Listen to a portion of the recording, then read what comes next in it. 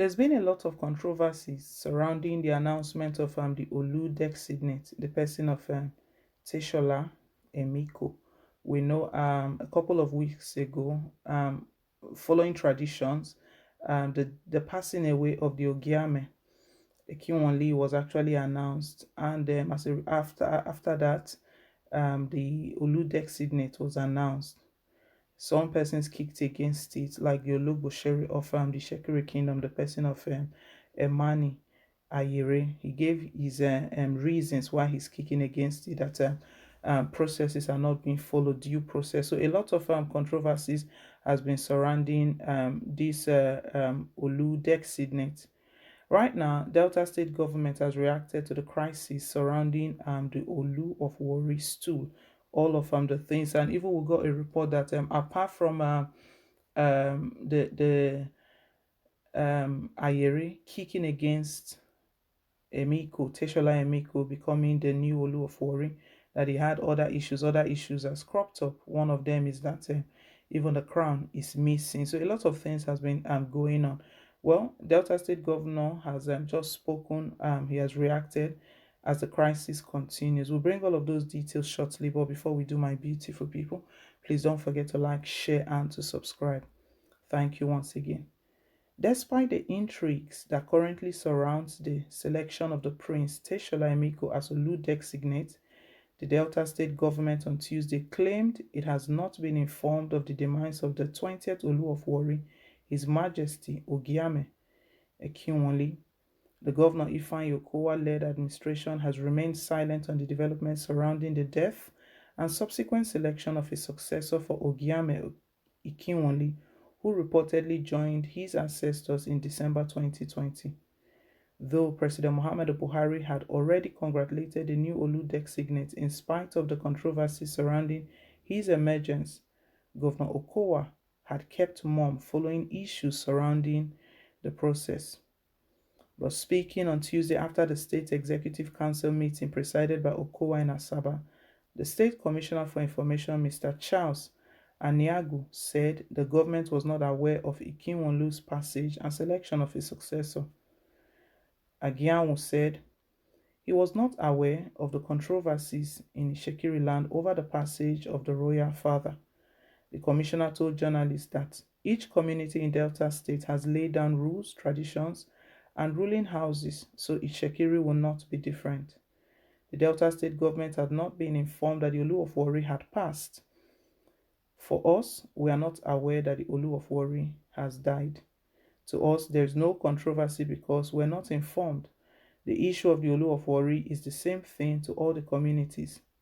When a king dies, the community will write to the government, which will do all that is necessary for the purpose of smooth transition. It is not entirely the issue of once the father dies, the son takes over. Well, the issue is even getting more complicated.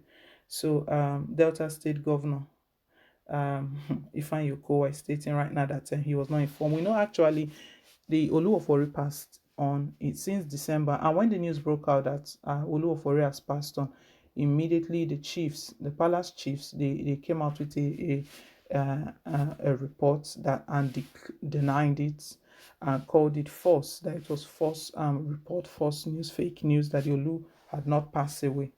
But everyone knew that that was what happened because the source it came from, because the way it even happened was that the report actually came out from those working within the palace. So it wouldn't have been a fake news. You know, normally, even with death, you'd hardly hear that it's a fake news, anything that has to do with death.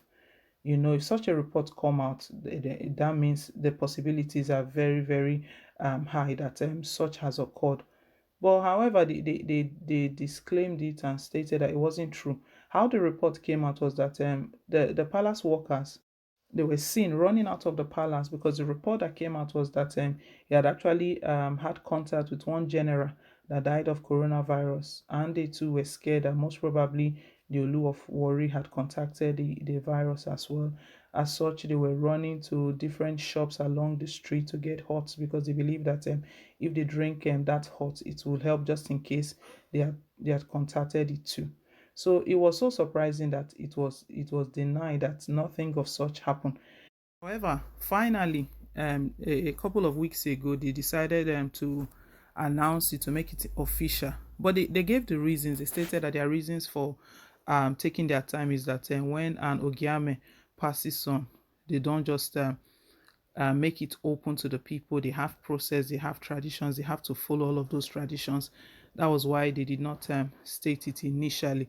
So it took them almost 4 months to actually announce the passing of Warri, and it was on that same time that they actually announced the Olu-Designate as the person of Teshola Emiko.